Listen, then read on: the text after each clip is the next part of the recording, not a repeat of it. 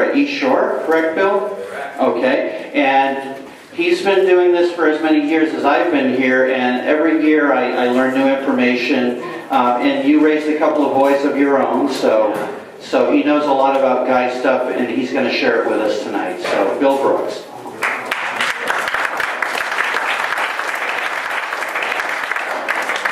Okay, gentlemen, what are we going to talk about tonight? Who knows? Any ideas? Yes.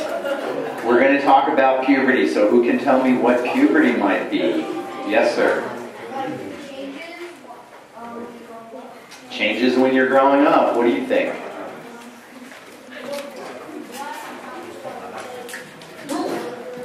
Muscle's definitely an important one. What else?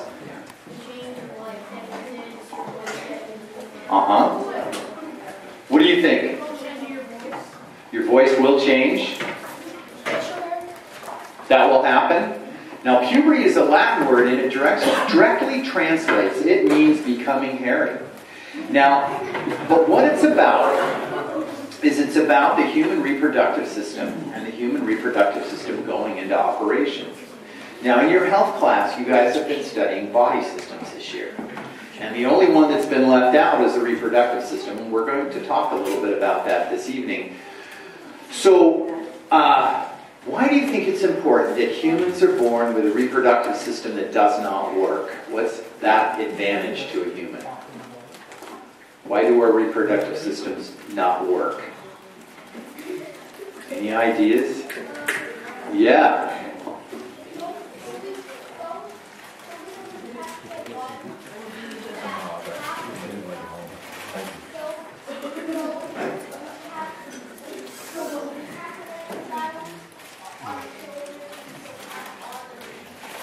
That might be true. What do you think would happen if you think about it for a minute? Think about a baby having a baby. We'd probably shrink away to nothingness. But more importantly, humans that feed, or any organism, I should say, that feeds at the end of the food chain has to reproduce later in life so that there's enough food on the planet for us.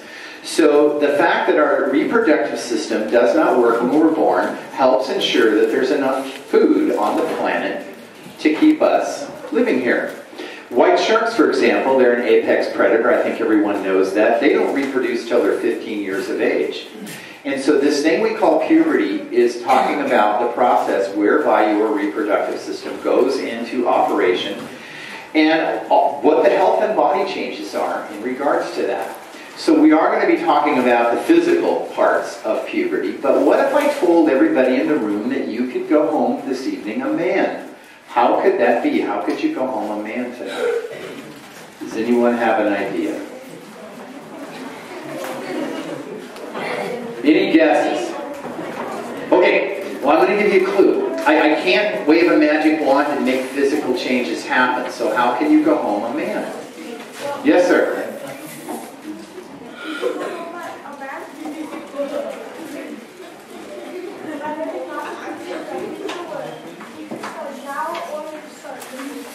Okay, that's true, but we're still talking physical changes. So I'm talking about there's more to physical changes about manhood. So I'm thinking about traits, and it's probably something you've heard here in this school. What trait do you think a man needs? What's different between a man and a boy trait-wise? Any guesses? What is it? That's a physical change. So traits might mean things like respect and integrity. Those are traits. What kind of trait do you think does it take to be a man? Yes. Gentlemen, that's important. What else? Any other ideas? What do you think? Well, that's not a trait. Yes. Honor, that's an important one. Yes. Manners, yeah. Honesty. Respect. No, we haven't hit it yet, but it does begin with an R. What do you think? It is responsibility. So you see the difference between manhood and boyhood is responsibility. And so you can enter manhood when you want to assume the responsibilities of manhood regardless of where your physical body is. So that's kind of the important thing that we're going to theme this evening. So you have a job right now, and your job is school. And that means that as students, you need to engage yourself in the learning. You need to pay attention in class, read, do your homework, and study. And granted, you're not getting a paycheck, but eventually a good education does lead to a paycheck. And when you get that paycheck, think of it as your report card right now. Your report card being your paycheck. And with that report card, what kind of car are you going to be able to buy? Are you going to be able to buy a 12-year-old used Toyota Corolla, or are you going to be able to buy the Ferrari? And so that's kind of the way that you need to look at your report card and at your responsibility as students. So we're going to do several things tonight. Part of it I'm going to be speaking to you. Part of it we're going to have a video on. And part of it you're going to be discussing. Because one of the important things is that as you go through these changes is that you have someone, maybe a dad, maybe a guest that you brought tonight, that you feel that you can talk to about the changes as you experience them. And so you're going to be doing some discussing tonight. Now I want to frame this as we begin. I want to talk a little bit about history, and I've put some historic facts up on the board here. But we've had major technological changes in the last 150 or so years, and it's really changed our culture and the way we live. So as little as 114 years ago, there was one house in the state of California with indoor plumbing, and there was a governor's mansion in Sacramento. Everybody else went to the bathroom outside in the bushes or in an outhouse. 114 years ago, oftentimes brothers and sisters shared beds with entire families sleeping in the same room. And we look at 2014 and the bedroom and the bathroom is the most abundant room in our house. So our housing has made a major change. The male model, that's something that started to come into appearance in the 1980s. And that's been a huge change because seeing a male in advertising to sell things is something that is a little bit different. So you look at the pictures of these guys with their shirt off and you begin to think, I don't look like that when I take my shirt off. That guy has a six-pack and I don't even have a two-pack. Everybody's going to expect me to look that way when I take my shirt off, so we become worried about our appearances. And that's kind of a normal feeling. Well, I want to talk a little bit about that. Here's the bad news. First of all, if you're close in age to me, it's too late to have a six-pack. But for the young men too, in order to have a stomach that looks like that, you have to be genetically predispositioned. Then you have to do the exercise routine and the diet to be able to build a body that looks like that, and then it doesn't last very long. So I want you to understand that that's kind of the biological anomaly, meaning that it's not the way normal guys look, but it's the way that in our heads we begin to think that we should look. So we look at these bodies and we begin to feel bad about ourselves. And kind of the humorous way or the way that your body develops is you're born, you think of a way a baby looks. Baby is a fat, pudgy little thing. By the time that baby is 5, he or she is thinned out. And then when a boy often begins to start puberty, he may store on weight, put on a little weight again. And then he thins out and has the best body during his teenage years. And then every decade you live past your 20s, your metabolism slows down, you begin to put weight on again. So, and then you die kind of this big fat ugly thing. So you come in the world this cute little thing and progress through thinning out, gaining weight, thinning out, gaining weight, dying a big fat ugly thing, I guess is a good way to kind of look at that humorously. And the other thing that you need to realize is that when you look at the media and you look at pictures in the media, they're not often what you see. And so the girls that are on your left are models, and you're seeing on the right what they look like when they put their makeup on. And we usually don't see girls walking around like the girls on the right. But these are professional models, so they've had their makeup professionally applied, their hair professionally done, they've had professional lighting, professional photography, and then if things still don't look right, they have Photoshop to airbrush things and work things out. So when you're seeing pictures, this is an important thing, and we're teachers in your RTI classes are teaching you guys to look at things critically, especially look at things critically when you read. But you also have to realize that you have to look at that in pictures too, because things are not always what they appear to be. And that's kind of an important takeaway, something that you need to realize as you begin to see pictures of people, that it's not always real. So let's go ahead and start with some of our discussion questions here. So you can talk about any or all of these. The important thing is that you do the discussion. So how does one have pride in one's body when seeing a model's perfect body in the media?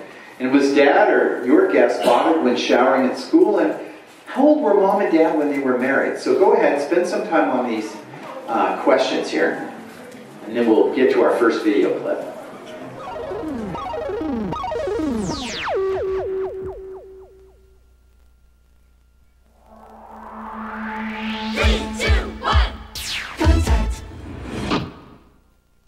A lot of people do want to know about it, but when the topic comes up, they're like embarrassed. While I was growing up, no, my parents did not ever talk to me about sex. I had two older brothers, and actually a lot of the times I turned to their girlfriends to talk to them. Because my parents, they're both doctors, so they talk about it like it's something very interesting, something very scientific. But when it comes to the emotional part, I think that they're a little uncomfortable. My mother and father have no problem talking to me about it. Sex is... How could you put it? It's hard. It's very difficult to explain, you know, what it is. Sex. It's not always easy to talk about. I'm Stephanie Yu. And I'm Z-Right. And this is a show about a subject that kids and adults find a little tough to talk about. Sex and growing up. It's not like we're born knowing all about this, so how are we supposed to find out? We ask questions. But it's not like asking about your math homework or what's for dinner. That's why we're going to have some people helping us. This is Bob Silverstone. He's a sex educator who works with school kids. Today he's going to help us get answers to some of our questions about sex. And this is Rhonda Wise. She's a sex educator too. She's also going to answer some of our questions about sex and growing up. And that's what we're going to be talking about because we all have a lot of questions. What kids want to know about sex and growing up. Every day I turn to see, I'm looking at a brand new me. Times I sit and look at my reflection. Everything is going in a new direction. A lot of change is going on. I know I'm not the only one. I'd like to know a little more about it, but no one seems to want to talk about it. And I look around, it's everywhere. No matter where you look, it's all you see. But it's not enough to let me know what is going on inside of me. Just trying to grow at my own pace. Sometimes I feel I'm in a race. They all tell me I don't need to worry, but all the signs are telling me to hurry. And I look around, it's everywhere. No matter where you look, it's all you see. I don't want to be the last to know what is going on inside of me. I've got a question. What's puberty? And what's a hormone? Am I growing fast enough? Should I be taller by now? Is this normal? If you're a kid, one thing's for sure. Someday you start becoming a grown-up, and that's called puberty. Puberty starts at any time between the ages of 9 and 16. It starts at a different time for everybody. For instance, what's everybody in this picture got in common? Let's see. Some kids are taller. Some kids are shorter. Some kids look older. Some younger. They all look different, just like my friends and me.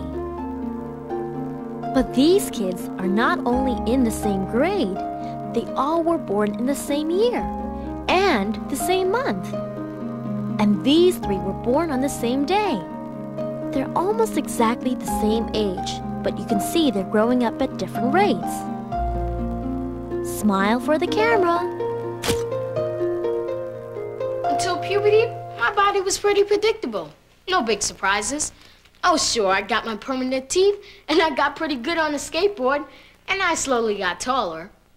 But this is different. When puberty starts, you go through a lot more changes. Some you can see, and some you can't see. Some of these changes affect the way you feel. And you may even feel different from one day to the next. Maybe one day you feel like this about the person sitting next to you in homeroom. And the next day, you might feel like this.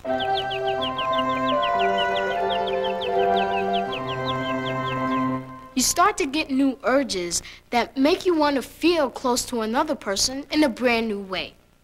All these new urges and changes are part of a design to make it possible for you to grow up and have children someday. And what causes all these changes? Hormones. You've had hormones all along, even when you were a baby. Hormones are chemicals that get to all parts of your body by traveling in your bloodstream. They regulate many of the things your body does. They affect growth, how your muscles develop, whether you gain or lose weight easily, and more. Different hormones are produced by different glands in your body. The pituitary gland here is the control center for many other glands in your body that produce hormones. It makes hormone production slow down or speed up throughout your life, and even turns some hormones on and off at times. It's like you have your own inner clock that turns on and off as you grow and change.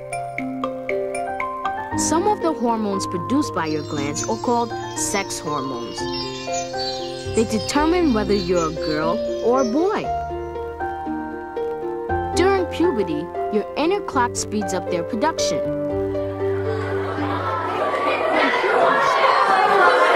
so I want everybody to touch the top of your head. Slide your fingertips down around the back of your head, and you're going to get to a soft spot. Now, if you were to go inside your head at that soft spot, you would get to a little gland that's about as big as a pea, and it's called your pituitary gland. And when it's time for your body to begin changing, your pituitary gland sends a message down to your testicles, and your testicles begin to grow larger. Now, your testicles do two things. They produce sperm cells, which we'll talk about later, but they also make a chemical, testosterone, and testosterone is the chemical that makes a guy a guy. It has all the traits that many of you mentioned earlier about deep voice, height, hair growth, and muscle tone. And that's caused in your body because of testosterone. Your testicles, that part of your body, if you were on the playground, the slang term you might use might be your balls or your nuts. So that's what part of the body that I'm talking about. So, looking at this chart, the most interesting thing to look at are these age ranges that you see up here. Because this is the hard part of puberty. There's no one that can predict for you when this is going to start. And so we look at these age ranges. A boy in stage 1 has no outward signs that he is started puberty.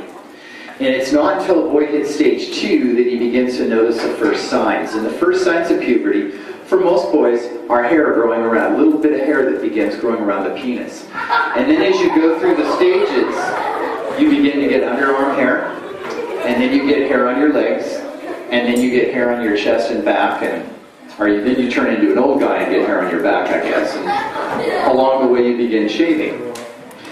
And so, in this room, the vast majority of boys, about over 87% of you are in stage 1.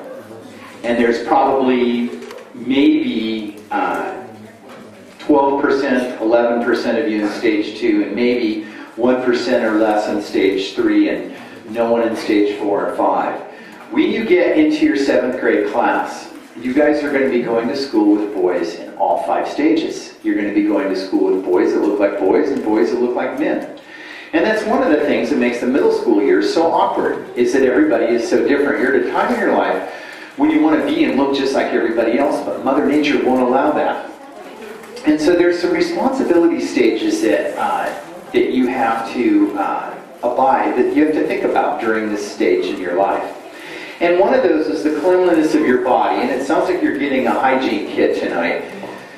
But your body should be your responsibility. That means that you should take a shower every single evening. And you need to make sure that you use soap every place where you have a skin-skin connection, between your toes, under your arms, between your legs. And you also need to wear deodorant. Now there's 2 products on the market that make you smell better. Deodorant and antiperspirant. Who can tell me what the difference between the 2 might be? Yes? Right, both of them smell good. Now the antiperspirant does stop you from sweating. And you may be too young for an antiperspirant, but you're the right age for a deodorant.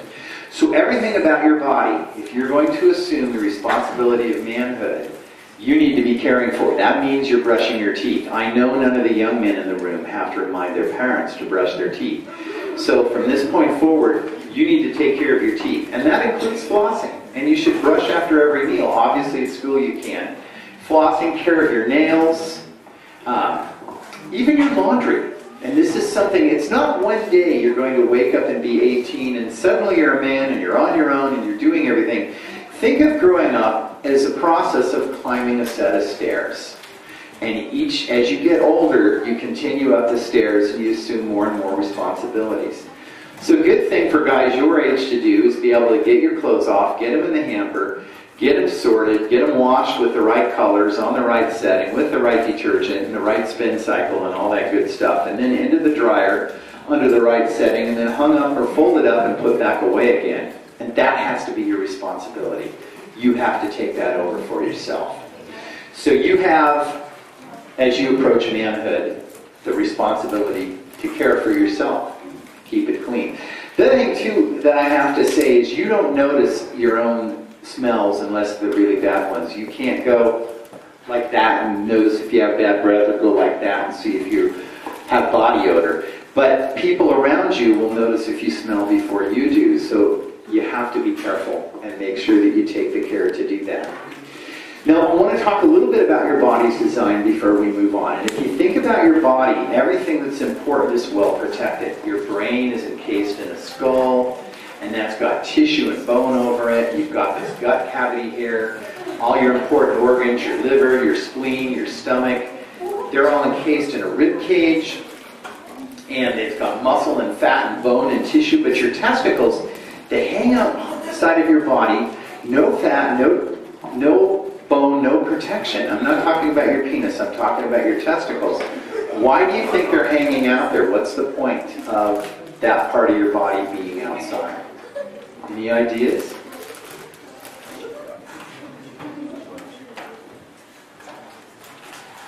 Guesses?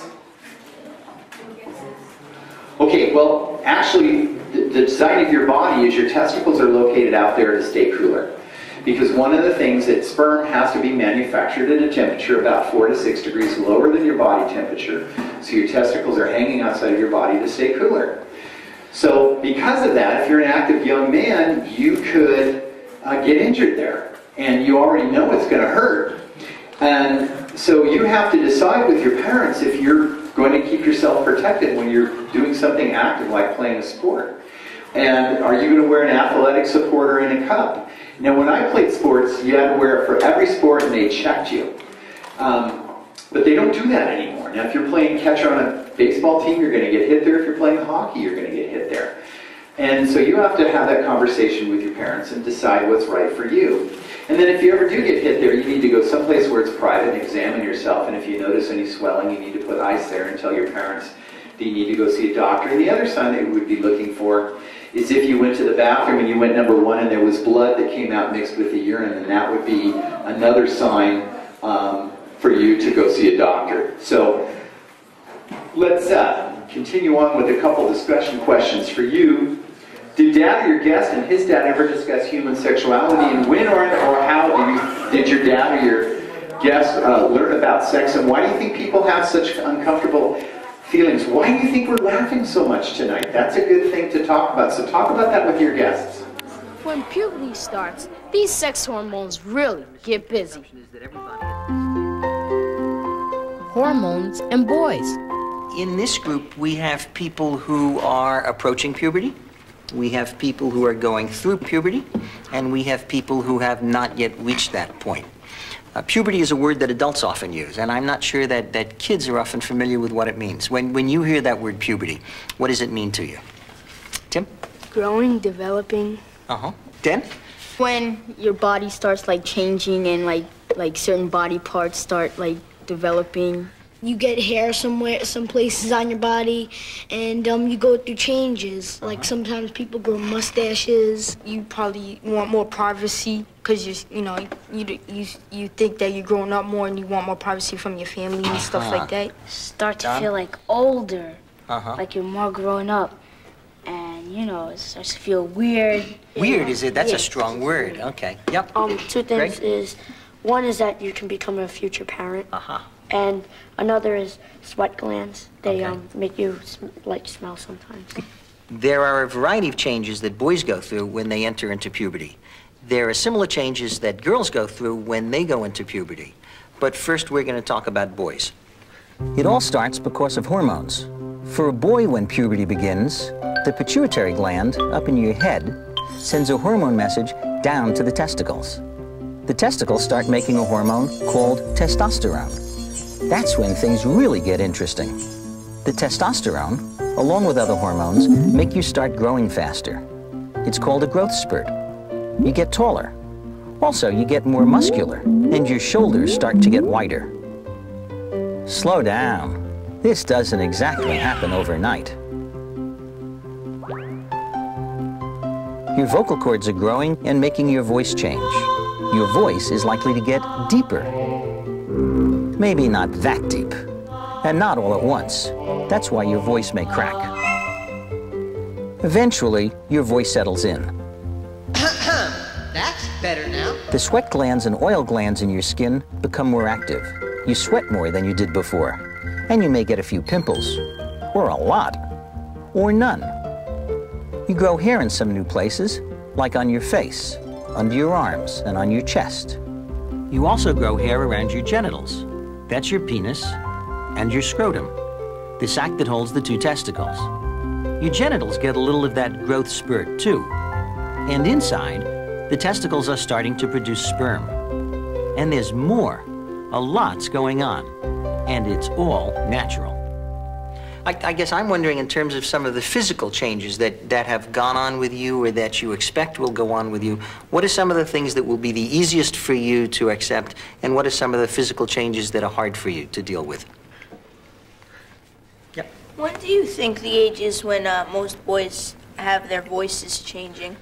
Boys tend to go into puberty, as girls tend to go into puberty, over a range of ages, and there is no normal part of that.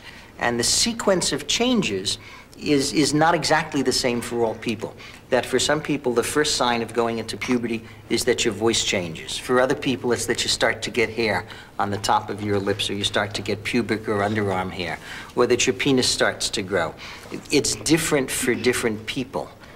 What age should you start to shave? Like all of the other changes that happen during puberty, there is a wide variation in that.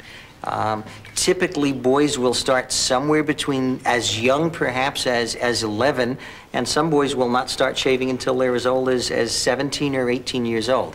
There's a real variability about what's natural for people in terms of shaving. How big does your penis get?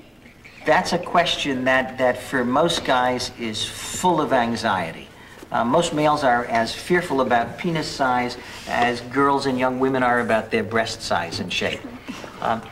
Penis, when it's limp, the fancy word for that is flaccid. Penises tend to range anywhere between just a quarter or a half an inch to a couple of inches in length. When a penis becomes erect, as boys go into puberty, boys have erections, of course, starting at birth.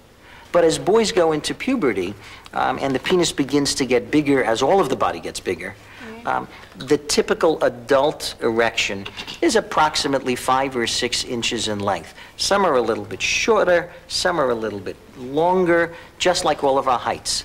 can it get much bigger if you're like a really big guy? As a matter of fact, there very often is not a relationship between one's body size and one's penis size. So you may have a fairly short person with a longer penis, or a taller person whose penis is not that long. There's another piece of that, which is sometimes magazines will say, if you want a longer penis, send away for this product. All of those products are nonsense. They are not to be used, and some of them, in fact, can be outright dangerous. Well, so I've heard from some people when I'm around older people, they, like high school kids, they sometimes think, what happens if my penis is too short? What will a girl think? Well, what are you supposed to do about that? Okay, and the answer, I think, it's a great question, and I think that's a fear that lots of males have. And the answer is that there is no penis that's too short. What happens if someone grows like too slowly and stuff? Like doesn't go through puberty until a late age? Everybody goes through puberty at exactly the right rate. It's built into their body. People tend, who go through puberty very early, and some people who go through puberty very late, sometimes feel bad about themselves. And they say, I look different from the rest of the kids my age. The truth is, there's not much you can do about it other than simply say, by the time I get to be 17 years old, I'm going to look and feel just like everybody else. Relax. Relax? I'll try.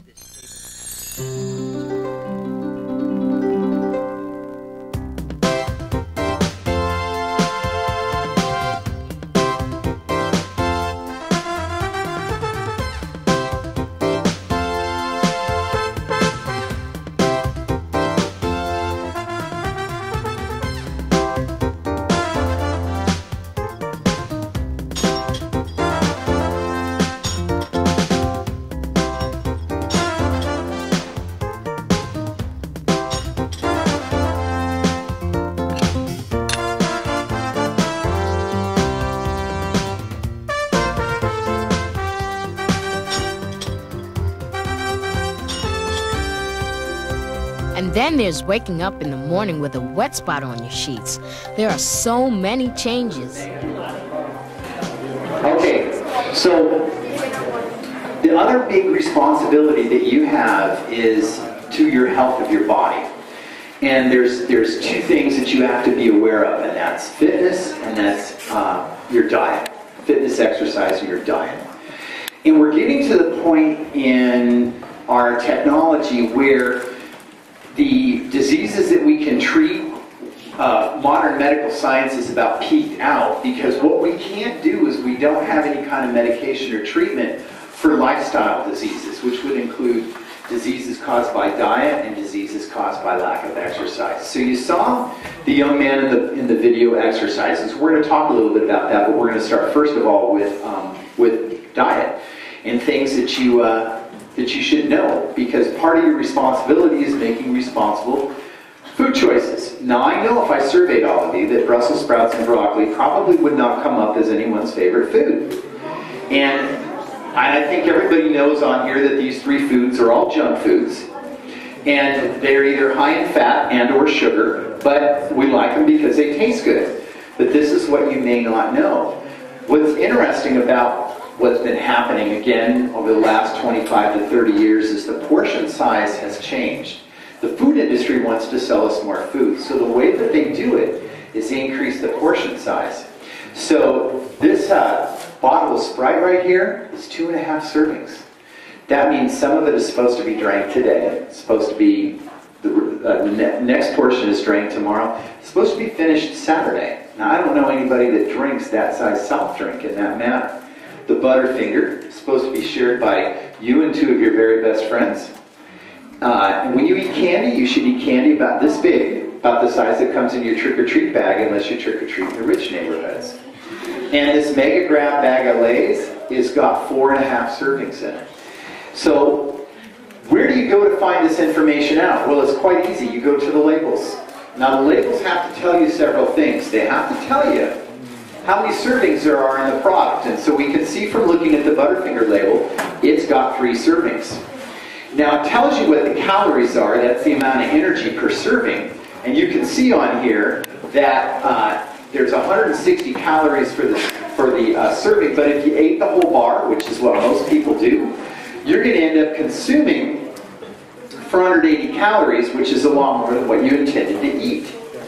And so that's a way that we as Americans end up eating a lot more, especially the stuff that's bad for us, than we should.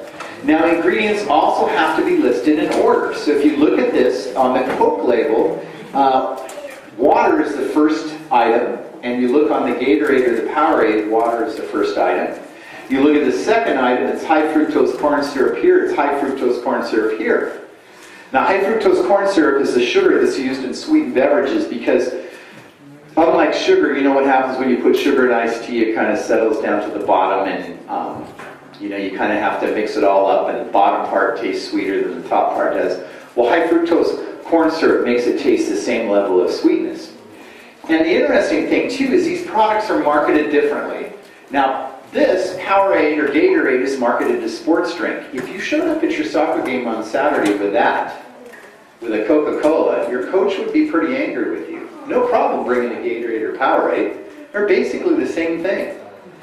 Now, the Gatorade's got a little bit less sugar in it, but not much. And when I coached my son's teams, the players would end up with bringing this size bottle to the games. Well, that's a 4-serving bottle. That should last, you know, a third of the season. But they drink that. So you need to pay attention to what a serving is. And then if you're drinking something like Powerade or Gatorade when you're exercising, supplement the rest with water. And so start looking at what it is that you're eating. And so when you eat, we could spend hours talking about nutrition, but just to give you some guidelines, the less that's done to your food, more than likely the better that it is for you. So food should have a mother, or it should come directly from the earth. Butterfingers don't have moms, and they don't grow on trees either. But chicken, for example, comes from a mother. Apples, they come almost directly from the earth. Well, they do. They come from a tree. So you think about eating an apple, and then you think about when McDonald's buys that apple and what they do to it. Well, they take it and they mix it with sugar and they put it in a very sweet and fat-laden dough pocket, and then they deep fry it. And it's a whole lot different when McDonald's processes it. So the apple, and not the apple pie, is the better food choice for you. And so when you eat, try to avoid trans fats, try to avoid white or bleached flour, eat whole grain, avoid both high fructose corn syrup, the sweetener in sweet beverages, and artificial sweeteners, the sweeteners in diet or no sugar beverages. And I also say to anaerobic chemicals that you cannot pronounce. And then the other thing is exercise. And I want to divide exercise into two types, anaerobic and aerobic. Anaerobic means without oxygen, and that is exercising your muscles. And you saw the young man in the video lifting weights, and that's not a good idea for you to do. And the reason being is your body's designed with growth plates. And the easy explanation of a growth plate is every place where you have a joint, there's space. And there's space because your skeleton's going to go through this big growth spurt. And if there wasn't space, the bones would grow into one another. So where there's a space, you don't have the ability to have muscles attach, or your skeleton attach muscles, because there's a space there. So you have to wait till the growth plate closes and your muscles become better attached. And that's going to be when you're about 14 or 15, when you're going into 9th grade. And so that's probably the best time to wait until weightlifting. But in the meantime, you can do push-ups and sit-ups and curl-ups and pull-ups. So if we start with, thank you, Dr. Payne. If we start with some of these exercises, let's start with push-ups. Now the correct way to do a push-up is you want to keep your body parallel. And you want to lower it enough so that your elbow, your upper arm from your elbow to your shoulder goes parallel. And you don't want to sag your body. And some of you may discover that you don't have enough energy to be able to do a push-up from your feet. So there's two ways to go about doing that. You can support your body from your knees, and you can bend forward on your knees like this, and you can do push-ups like this. And this is a good practice thing. And the other thing to do is to take a plank position. And this is a plank position when you hold the push-up position like this. You keep your body nice and straight and parallel. You're going to feel you lock your abdomen, your muscles in your abdomen. You'll feel that and you'll begin shaking. And that's a good workout to go ahead and do that, and that helps you be able to do push-ups. Now, sit-ups, you do not want to put your hands behind your neck because that hyperextends your vertebrae. And curl-ups and pull-ups are done on a bar. Who knows the difference?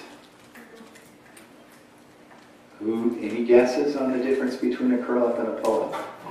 Yeah.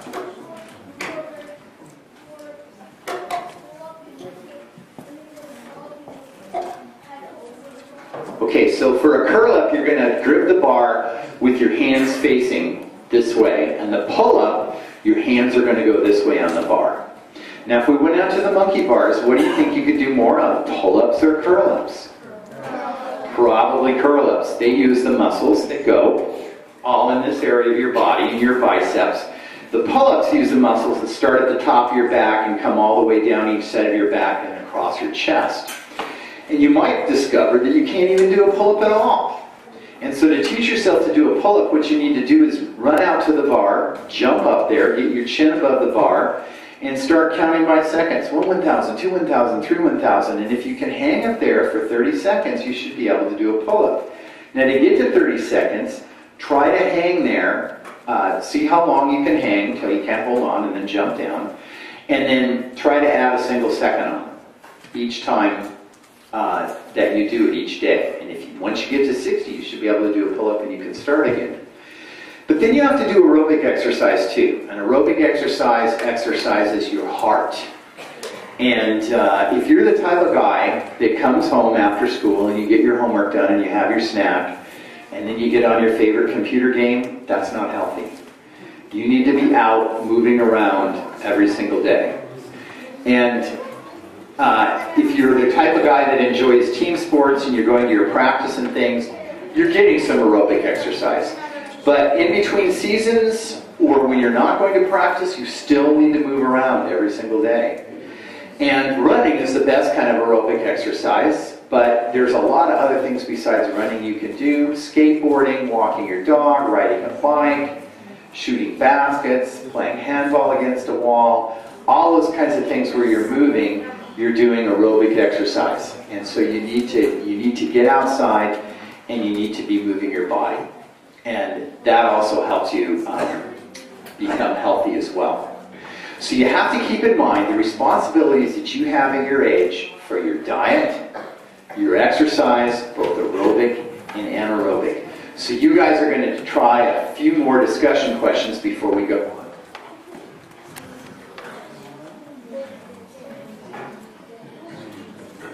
All right, so go ahead and choose any or all. Erections and wet dreams. I guess the worst change or like worst problem that you face while you're going through puberty would be like wet dreams, because they're uncomfortable and they're hard to like explain when it happens. Michael? I was gonna ask you to say, how does it occur? Okay. That what happens typically, and it's a very common thing that almost all males will experience, is that some night you will wake up and you will find a wet spot on the sheets and you will say, uh-oh, I think I wet my bed. And the real issue is it's not urine. That what happens as people go into puberty is that all during the night, every 90 minutes, males have erections. It's a natural kind of thing that happens to all males throughout their lives. Even babies have erections. When a male has an erection, extra blood fills spongy tissue inside his penis, causing it to become larger and stiffer. The new thing during puberty is that now, when you have an erection, even in your sleep, you can also have an ejaculation. That's when a small amount of whitish liquid comes out the tip of your penis. This liquid, called semen, is not urine. The semen which we're seeing through a microscope contains millions of these tiny cells called sperm, which are constantly being made in your testicles. Just 1 teaspoon of semen contains roughly 200 to 300 million sperm. After an ejaculation, what is it like? What happens what do you feel like after an ejaculation? The word is orgasm, and an orgasm is a special physical and emotional experience that accompanies an ejaculation. And it's a very special feeling that is different from most other experiences that males have had. And it feels good. About what age do you think you start to have wet dreams? The issue for wet dreams is pretty much the same as the issue for all of the pieces of puberty. For some boys, it may be as early as 10, and for some boys, they may not have wet dreams until they're 15, 16, 17 years old or later. Are there some people who don't have wet dreams? There are some people who will never have a wet dream, and that's perfectly normal and natural. Yes? Can it happen when you're not sleeping, like when you're next to a girl? Very often, erections happen spontaneously. Spontaneously means just kind of out of the blue. And an erection, as I indicated, happens while we sleep every 90 minutes, but it also might happen if we have thoughts. Then they might be sexy thoughts, or they might be thoughts that have nothing to do with sex at all. And in fact, it might be really embarrassing. I mean, you might be in front of a room reading a report in social studies, and all of a sudden you have an erection for no good reason. And for many of us, that's really embarrassing. Yeah. Right? You've experienced that? The good news is it goes away eventually. And guys do a variety of kinds of things to kind of put our hands in our pockets, or we hold books in front of us so that we can get erections naturally during the course of the day. When our penis gets hard, is it called a boner? Boner is a word that is a slang word that some people have used. Hard-on is a slang word that some people have used. Erection is the word that most adults tend to use for that. And even though people use the word boner, it's important to be aware that it's not a bone. Okay? There's no bone in the penis. It's just a bunch of blood vessels that fill up in order to make the erection. Greg? When I wake up, I usually have an erection in the morning. Well, some people do because I've heard it a lot. When you wake up and you try to hide it, so like when if your mom comes in to wake you up in the morning, you try to turn away so she doesn't see like what's happening. Okay. So it doesn't look, so you don't like act like it. And then when you get out of bed, it just goes back to normal. And is that an experience that other people have had? Yeah, okay. That morning erections are a very normal thing for most males. And as I said, we get erections during the course of the night on a fairly regular basis, and very frequently just before we awaken, we have an erection. And precisely as you said, that after a period of time, the erection goes down. And I think you can be pretty well assured that your moms know that that's a normal thing that happens to you. And I can appreciate, and they will probably appreciate, that it's private and you don't want to kind of go parading around with your erection on. Is a girl's, would a girl's wet dream be considered as a period? No. When they go through the period stage? No, it's not. Period for girls is typically taken as the first sure sign that she's hit puberty.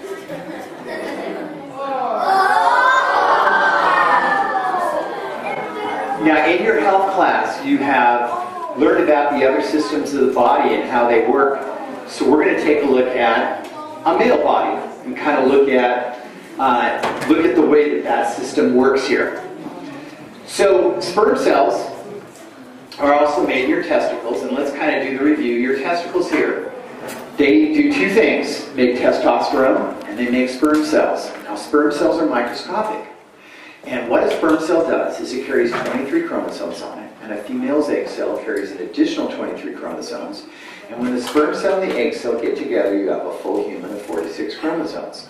So we're going to do a little genetic experiment right now, and I want everybody to stick their tongue out and see if you can do this.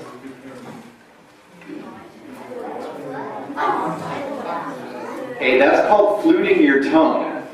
And the way that works is it's something you inherited. About 75% of the human population can flute their tongue, and about 25% cannot.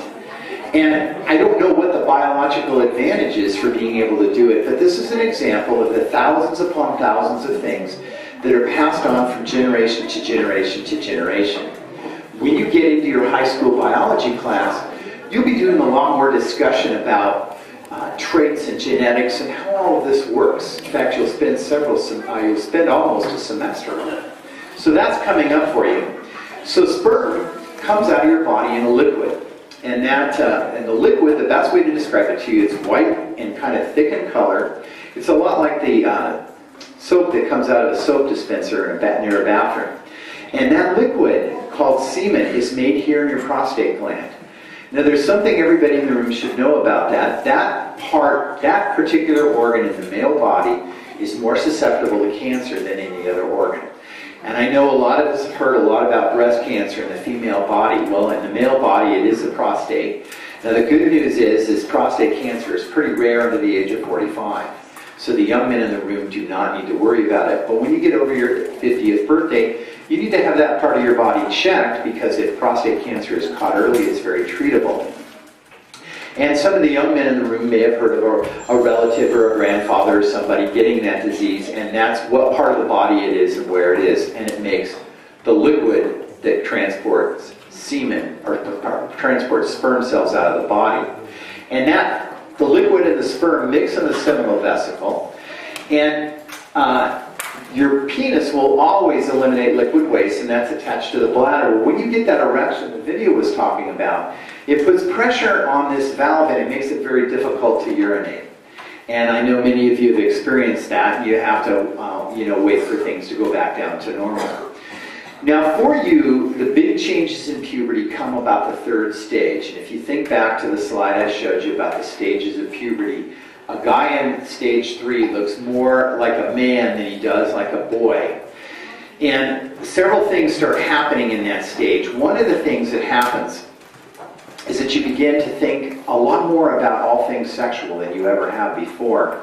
And that's perfectly normal. And this is the time, young men, that when you start to hit this stage and start to have these feelings, this is when you need to talk to your dad or talk to somebody you trust that's gone through it, because this certainly is a time to talk, because you are normal, and that's something that all guys have gone through.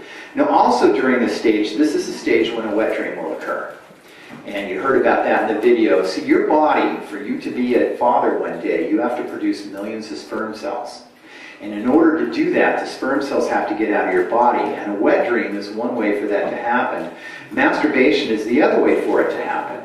And a lot of people have different religious and or cultural feelings about masturbation. And so that's something that can be discussed further with your guest or your father about whether or not that's right for you. The difference is a wet dream happens at night when you're asleep, and masturbation is something that's done during the day when you're awake and you choose to do it. And again, you get some further discussion on that when the time is right. So I want to close off tonight, and I want to talk about a little bit of history here that's going to relate more to your 6th grade year. But the penis on your left is circumcised and the one on your right is uncircumcised. And what that means is that a circumcision means that the top of the skin covering the top of the penis was removed. And if you're circumcised, it was probably done when you were a day or 2 old. But there's a lot of history that goes with the idea behind that. Now next year you're going to read about the ancient Israelites when you get to chapter 10 in your social studies book.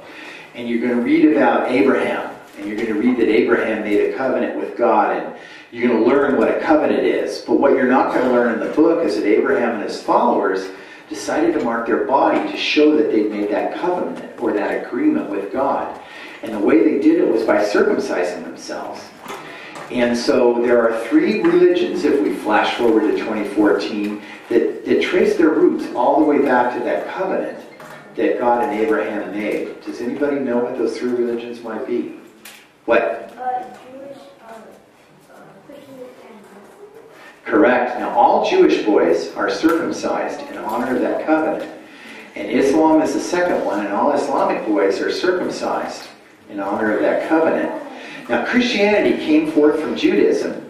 And one of the big arguments the early Christians got in with the Jewish teachers and leaders at that time in history was that, hey, you can't convert non-Jews, non-circumcised people to Judaism, so within Christianity it's not as important. So that's the idea behind a circumcision. If you are uncircumcised, when you take a shower, you need to pull that part, the skin covering the tip of your penis back, and make sure you clean that area with soap because you're a little bit more susceptible to a bladder infection. So we're kind of closing off for the evening here. And I want to close by saying this, that the young men in the room, you guys really did a lot of maturing. And I think you need a big round of applause, because by the last slide, nobody was laughing anymore. That was great. You guys did it. And it wasn't so bad to go through it now after all. And now you've got somebody that you know that you can talk to. And I also think that the adults in the room need a big round of applause, because when I was looking at research for this course, one of the things that I came across was that 98% of parents surveyed said they wanted to be their child's primary sex educator. But when researchers went back to look at the follow-through rate, they found the follow-through rate was about 4%. So we're definitely changing those statistics in Irvine. And young men, this might have been as difficult for your dads to go through this tonight as it was for you. So I think the young men in the room need to give their dads or guests a big round of applause.